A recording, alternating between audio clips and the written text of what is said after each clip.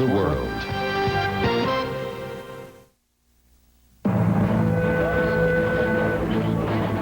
On World News Tonight, this Tuesday, President Clinton goes west to get around Congress again. It's called the Executive Order.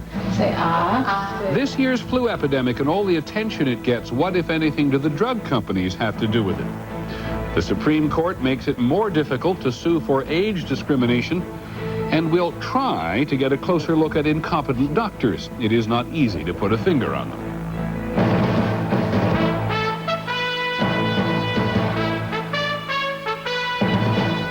From ABC News World Headquarters in New York, this is World News Tonight with Peter Jennings. Good evening. We're going to begin tonight watching a lame duck president govern his way around the Congress. The president was in the West today for one of those very dramatic photo ops that presidents love. Mr. Clinton had to relish this one. He's trying to secure a better legacy than the country permits him so far. In this case, a powerful gesture for land conservation, or as many Republicans particularly see it, an abuse of power. Here's ABC's John Cochran. In the history of the Against a stunning backdrop, Bill Clinton offered a preview of what his aides say we can expect in his last year in office. An executive order protecting 1 million acres next to the Grand Canyon from future commercial use, without the approval of either Congress or local residents who say the restrictions are too onerous. This is not about locking lands up. It is about freeing them up from the pressures of development and the threat of sprawl for all Americans for all time. Clinton issued the order, which also protects 3 other scenic areas in Arizona and California, because he knew that Western state Republicans in Congress could have killed any attempt to protect the land through legislation. They say Clinton uses presidential power to run roughshod over the wishes of local residents. I think that a better result will occur if people talk about these things in advance, rather than having the president simply come in, issue an edict, and then have to deal with the problems later. Faced with stalemate on Capitol Hill, Clinton has already made end runs around Congress, such as ordering new clean air requirements for minivans and SUVs, health care regulations to reduce medical mistakes and protect the privacy of patients, and workplace rules making it easier for parents to take family leave. He's had divided party government. He's been impeached. He's a lame duck president. He has very few other alternatives than to move to the executive order. Republicans do not have the veto-proof majority to pass a law stopping the president from issuing executive orders, so this year we can expect more of those orders and a lot of unhappy Republicans. John Cochran, ABC News, the White House.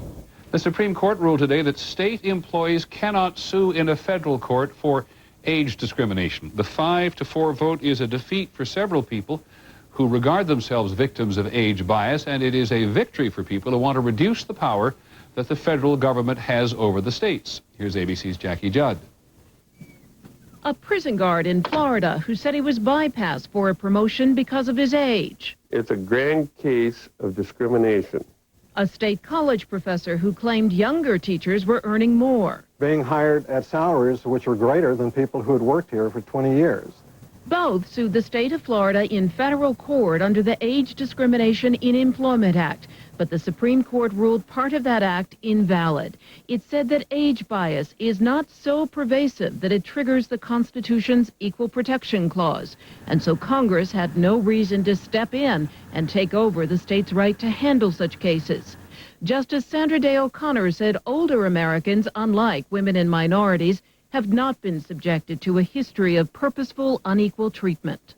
For the nearly 5 million state employees who choose to sue in state courts, their level of protection now depends on where they live. Some of the state laws are very good, like California and the D.C. Human Rights Act, but then there's other state statutes like Alabama, which is merely words on paper. This is the latest in a series of decisions favoring states over intrusion from Washington. Those who lost today worry that the court may eventually extend that philosophy to other laws, including the Family Medical Leave Act and the law protecting the disabled. Jackie Judd, ABC News, Washington. The presidential race in New Hampshire today, John McCain promised that if he is elected president, he will cut $237 billion in taxes over 5 years, a great deal of money. But it's only half of what George W. Bush wants to cut.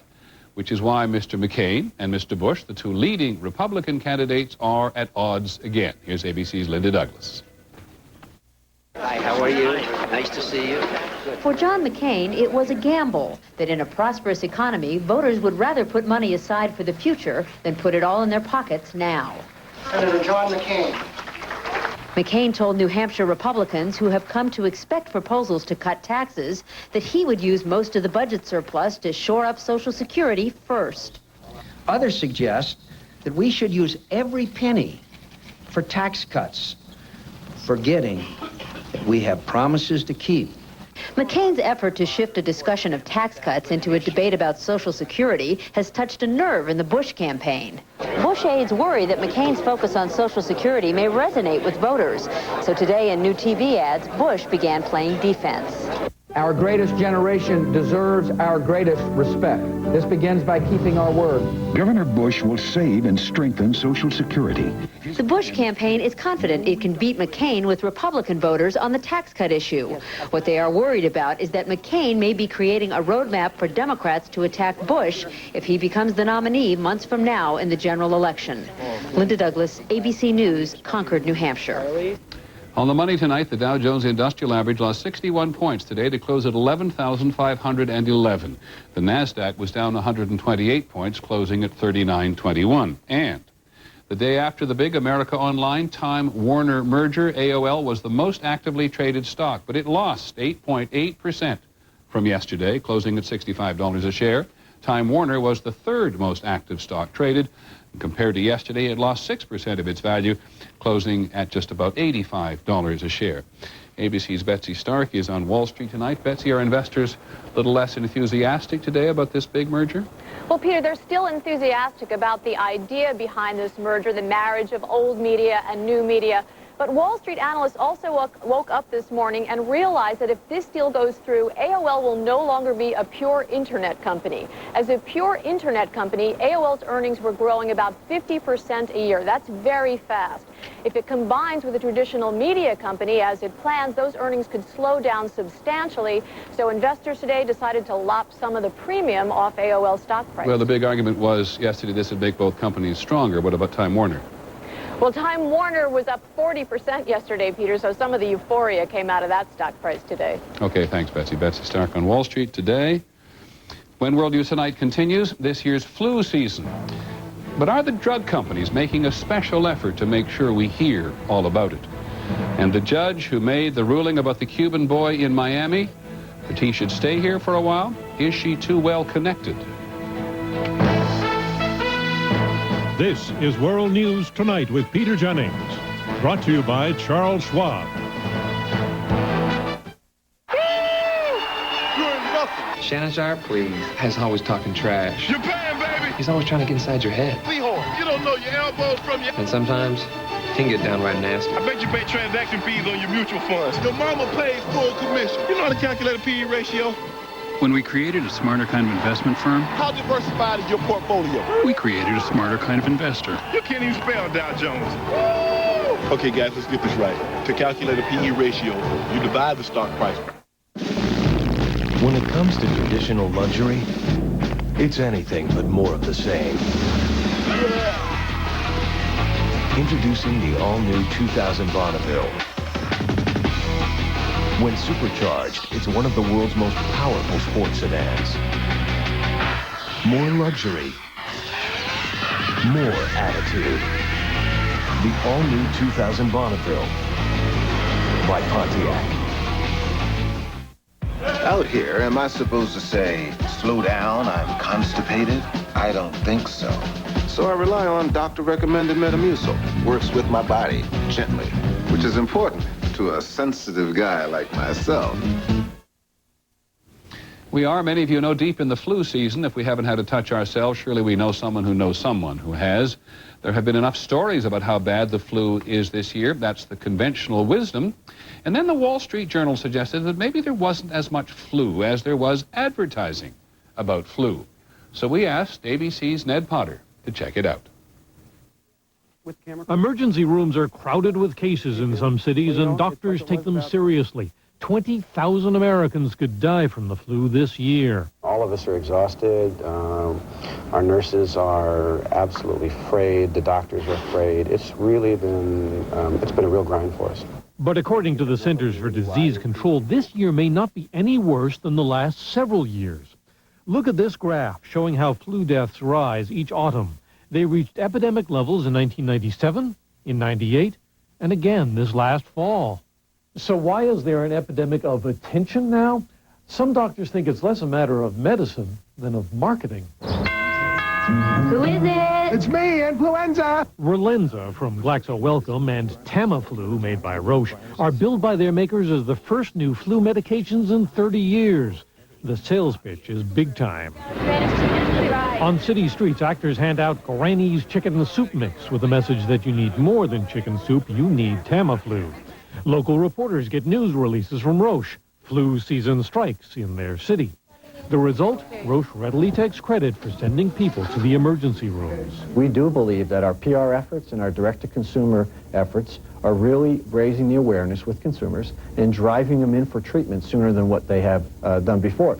Consumer groups say it's all hype. They argue the new drugs are expensive and don't even work very well. These drug companies are inflaming people's worries about the flu in order to sell their drugs. Doctors agree the flu is serious, but some of them say the drug company's campaign has reached epidemic proportions. Ned Potter, ABC News, New York. The pharmaceutical company that makes Bayer aspirin has agreed to settle a government complaint about ads that appeared to suggest that anyone could use aspirin to reduce the chance of a stroke or a heart attack. The company's agreed to spend $1 million telling customers that regular aspirin use benefits only specific risk groups and that no one should take aspirin regularly without asking their doctor. Next on World News Tonight, the judge who ruled on Elian Gonzalez yesterday. There's some questions about her family connections.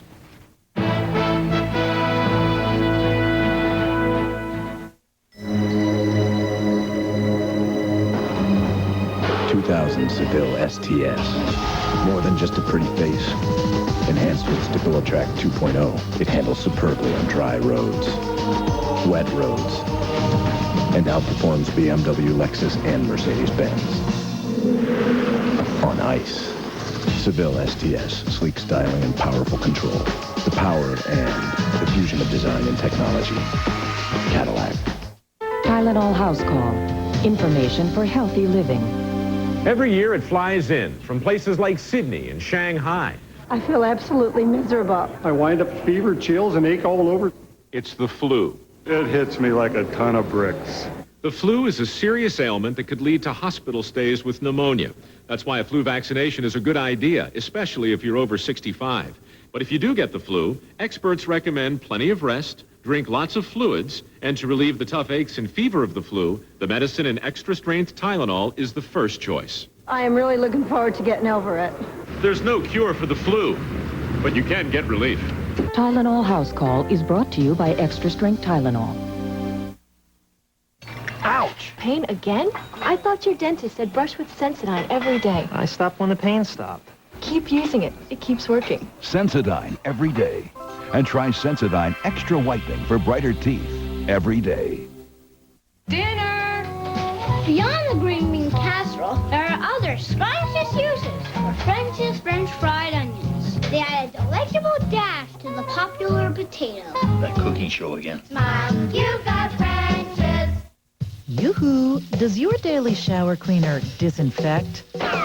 Ooh, guess that's a no. Get Lysol Daily Shower Cleaner, the only one that disinfects. Lysol Daily Shower Cleaner helps protect. You have our word on it. In Decatur, Illinois today, a federal judge has ruled that the city school district acted properly when it expelled 6 high school students for fighting at a football game. The Reverend Jesse Jackson had sued the district, and he led several demonstrations on behalf of the students. In Miami today, the great-uncle of Elian Gonzalez filed a new application for political asylum on behalf of the Cuban child, so caught, some would say trapped between Cuban Americans and Cuba. And as ABC's Ron Claiborne reports, the state judge who handed down a very favorable ruling to Elian's American relatives is accused of conflict of interest. All right. Less than 24 hours after Judge Rosa Rodriguez ruled that Elian Gonzalez should remain in the U.S., and gave temporary custody to a relative here, came news today that the judge had a close political relationship to one of the Miami family advisors. Armando Gutierrez, who describes himself as the family's spokesman and has often been seen at the boy's side in public appearances, was a political consultant for the judge's 1998 election campaign, and his wife's firm handled the campaign's public relations. Campaign finance documents show that Rodriguez paid Gutierrez and his wife more than $63,000 for their work. The judge did not return calls to her office today, but Gutierrez denied any conflict of interest. I don't think there's a conflict. I'm not a party to this lawsuit. Some here feel that Rodriguez should have refused to hear the case. How could we know if she could rule impartially when there is such an apparent conflict of interest? And a legal ethicist says the judge should have disclosed the relationship. Not to have divulged it at all seems to me to pose a problem.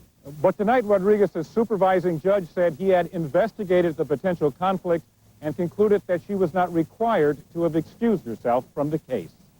Ron Claiborne, ABC News, Miami. Other news today, the Clinton administration proposed a $1.6 billion aid package for Colombia today, mostly weapons and military training to be used in the fight against illegal drug traffic. Very controversial. Hundreds of millions of dollars have already been spent without much success, and there are renewed concerns the U.S. may get involved in Colombia's civil war. In London today, a decision likely to end a very significant human rights case. A medical team in Britain has ruled that the former Chilean dictator Augusto Pinochet is too sick to stand trial. General Pinochet was charged with ordering the murder or torture of thousands of civilians. He has been in British custody for more than a year. In a moment, the publicly funded data bank of bad doctors that the public is not allowed to see.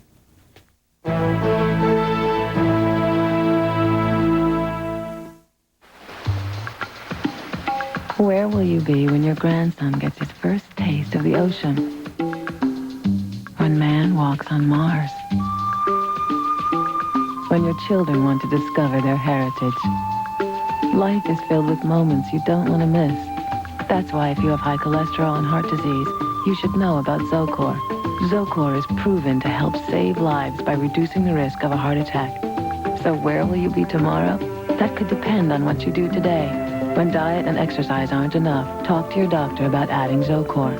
Zocor is a prescription medication and is not right for everyone, including women who are nursing, pregnant, or may become pregnant, or people with liver problems. Your doctor may do blood tests to check for liver problems, because serious side effects can result. Tell your doctor about any muscle pain or weakness you experience while on Zocor, and about any medicines you are taking.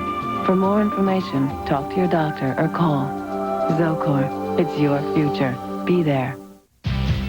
Nobody in America sells more office products to more businesses than Office Depot. You can shop our store. Taking care of business. Or you can shop our catalog. Taking care of business. You can shop online. Taking care of business. It's all mine. Taking care of business and working overtime. Work out. Office Depot. Taking care of business.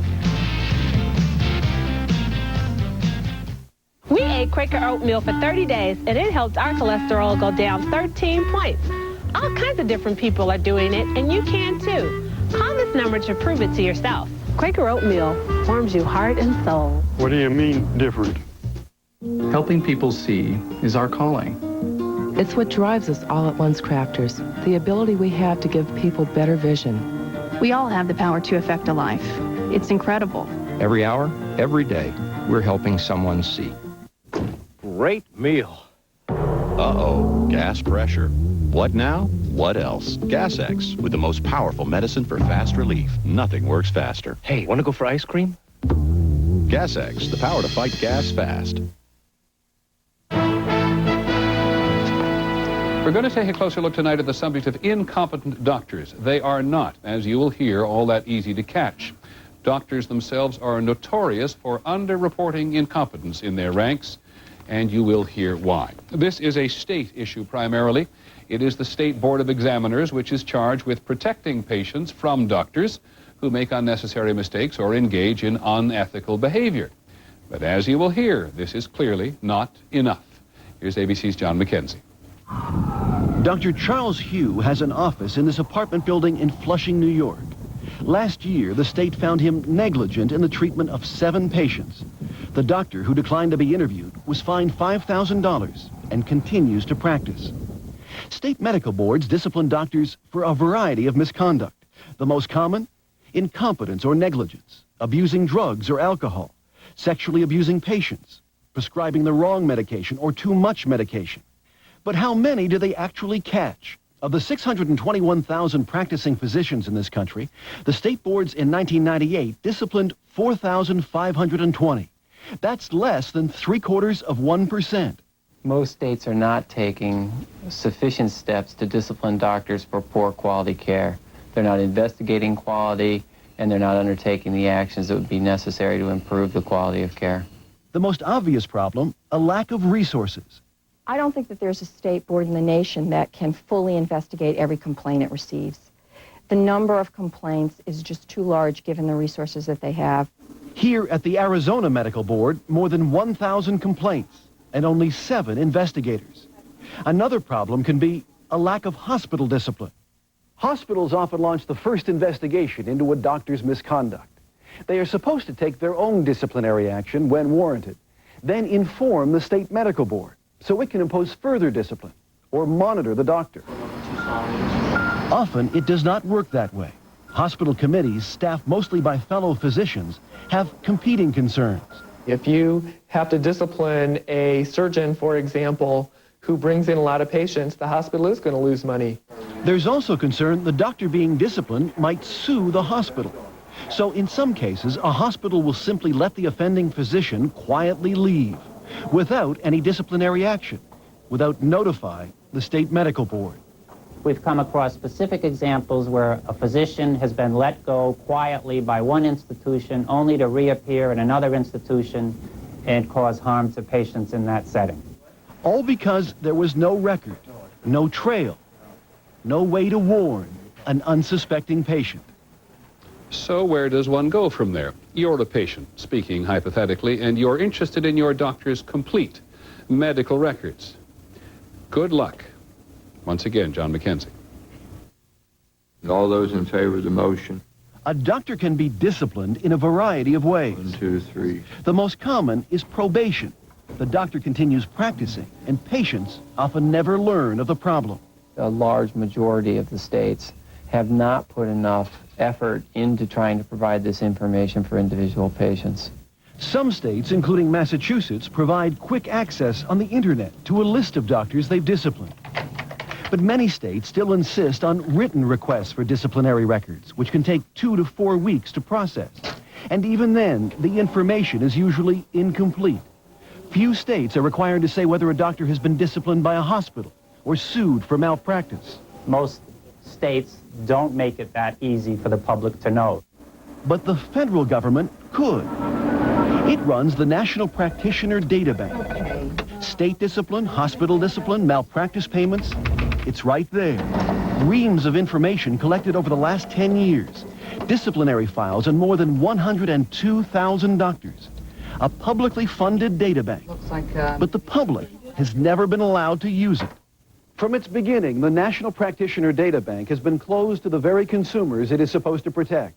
An act of Congress says the data bank is intended for use by hospitals, HMOs, and the various state medical boards. The American Medical Association, the nation's largest and most powerful doctors group, has led the fight against public disclosure. We do not think the information should be released to the public. We do not feel in its present form that it would be information that they could understand and use in a relevant manner to make good, informed decisions on whether a physician is competent or not. The more information the public has, the better decisions it will make. That's the reality. That's the basis of our whole healthcare system. It's the basis of our market system. The House Commerce Committee will conduct hearings next month on whether to open up this national data bank to the public. John McKenzie, ABC News, New York. Our closer look for today. For more information on which states offer profiles of doctors, you can go to our website, abcnews.com. When we come back, the price of history.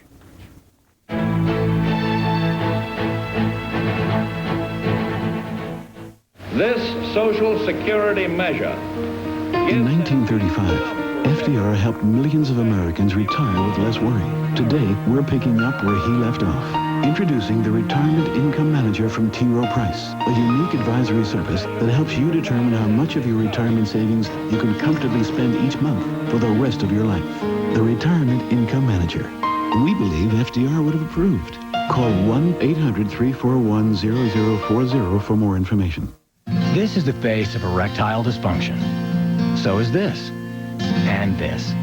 Fact is, 1 in 3 men have some form of ED, a medical condition also called impotence that affects men of every age, race, and background.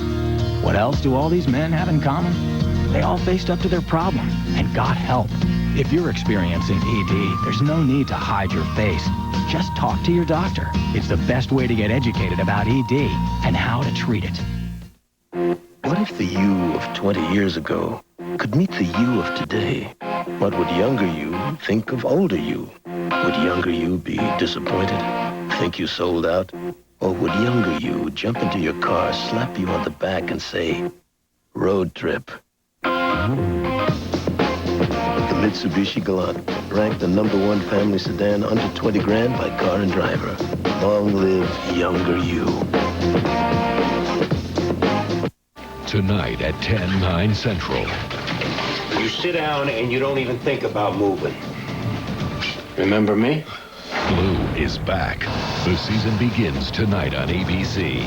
Viewer discretion advised. Portland wakes up to snow. Good evening, everybody. I'm Steve Dunn at 6:30 tonight. Big question now, what happens tomorrow? We'll have latest storm tracker team coverage, latest on school closures, and also road conditions. Stay with us right here on Channel 2 News at 6:30. We'll see you then. Finally from us this evening, the auction house and the extraordinary document. Today, as you may have heard, Sotheby's The Auction House put on display here in New York in preparation for an auction, a rare piece of America's past, of its beginnings, really, an original copy of the Declaration of Independence. And to attract the widest possible interest, they put it on the internet as well. The man from Sotheby's. This declaration has been through the most extraordinary roller coaster ride. Found behind a picture frame. Picked up at a flea market in 1989 for only $4. Sold at auction in 1991 for nearly $2.5 million. It's the most important single printed piece of paper in the world. The Sotheby's man would say that, but there were only a couple of hundred copies printed that night of July the 4th, 1776, just after the original was signed. Copies went to the 13 colonies to be read in public. The original is in the National Archives. How do you value something like this? The Sotheby's man again. $4 million to $6 million is the estimate. We shall see. The auction is in the spring. That's our report on World News Tonight. Later on Nightline, is there anything more behind the Clinton scandal? They'll take a look at it in hindsight. I'm Peter Jennings. Have a good evening. I hope we'll see you tomorrow. Good night.